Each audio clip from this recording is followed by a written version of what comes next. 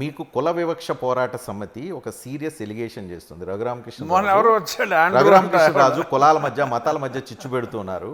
ఆ చిచ్చు పెడుతున్న వ్యక్తి ప్రజాప్రతినిధిగా ఉండే హక్కు లేదు, అర్హత లేదు. సభ్యత్వం రద్దు చేయాలి, సభ్యత్వాన్ని రద్దు చేయాలి. ప్రభువా నీవు రద్దు చేయు ప్రయత్నం నాకు మద్దతు ఇమ్ము అని అడుగుతున్నారేమో చర్చిల్లో. అడిగినా వాళ్ళ కంప్లైంట్స్ మిమ్మల్ని ఇంపాక్ట్ చేయవా? చిచ్చి నవ్వుకుంటా. దాని మీద ఎవడో దిక్కుమాలినాడు కుల వివక్ష పోరాట సమితి రాష్ట్రపతి గారికి మేడం గారికి లెటర్ రాస్తే ఆవిడదేం తెలుసు సార్? కిందకి పంపుతారు, పరిశీలిస్తారు. రాజ్యాంగం మీకు నాకు దేశంలో ఉన్న 150 కోట్ల మంది జనాలకి అందరికీ ఒక హక్కు ఇచ్చింది. మతం అనేది ఎవరు వాళ్ళ సొంత విషయం. ఏ మతాన్ని పాటించాలనేది కూడా వ్యక్తికి ఇష్టం. కానీ షర్మిల వాదంలోకి వచ్చారు. కానీ ఒక మతాన్ని స్వీకరించే హక్కు ఉన్న ఒక ఇండివిడ్యువల్ని, ఒక మతానికి సంబంధించి ప్రార్థన చేసుకునే హక్కున్న ఒక ఇండివిడ్యువల్ని మీరు కట్టడి చేస్తున్నారు, మీరు కంట్రోల్ చేయాలని ప్రయత్నం చేస్తున్నారు, ఇన్ఫ్లుయెన్స్ చేయాలని ప్రయత్నం చేస్తున్నారు.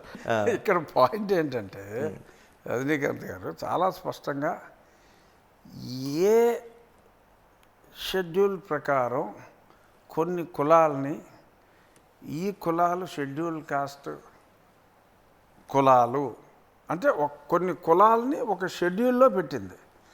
ఆ షెడ్యూల్లో పెట్టిన కులాలని మనం షెడ్యూల్ కాస్ట్ అంటున్నాం.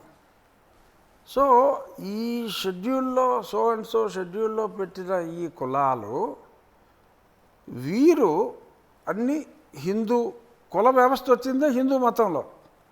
So there is no caste system in Christianity.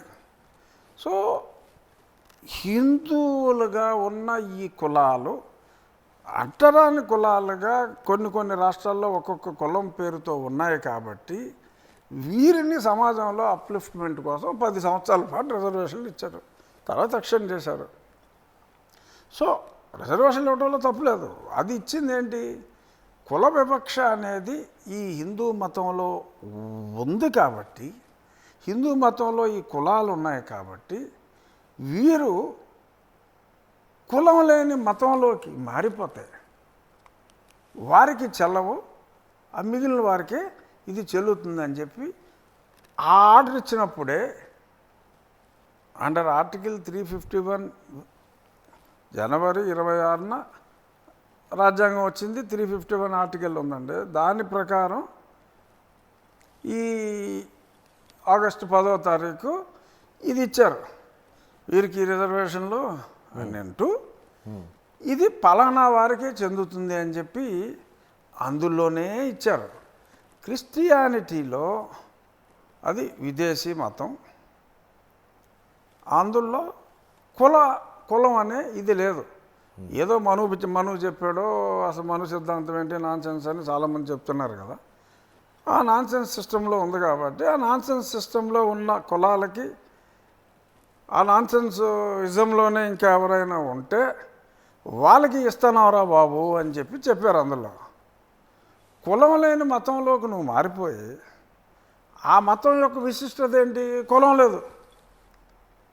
క్రిస్టియానిటీలో గొప్పతనం ఏంటి? అసలు కులమే లేదు, అందరూ సమానం, అసలు కుల వ్యవస్థ లేదు. అదొక గొప్ప మతం. Yes, we have to agree. Manu సిద్ధాంతాలు ఇటువంటి హెడేక్స్ ఏమీ లేని ఒక అత్యద్భుతమైన మతంలోకి నువ్వు వెళ్ళి మళ్ళీ ఈ కుల వ్యవస్థ తీసుకెళ్ళి ఆ మతాన్ని చెడగొడతానంటావేంటి నువ్వు? తప్పు కాదు అది? చెప్పండి సార్, అసలు మీరు చెప్పండి. మీ ఒపీనియన్లో ఒక మంచి మతంలోకి నువ్వు వెళ్ళి ఆ మతంలోకి నీవు ఏ వ్యవస్థ వలన నువ్వు ఇలాగా పంచములని నిన్ను నిందిస్తున్నారు అని నువ్వు ఫీల్ అవుతున్నావో, మళ్ళీ అందులోకి వెళ్ళి నా కులం కావాల్సిందే, నేను మతం మారితే నా కులం ఎక్కడ పోతున్నా బాబు, నాకు కావాలిదని చెప్పి ఎలా మాట్లాడతావు నువ్వు?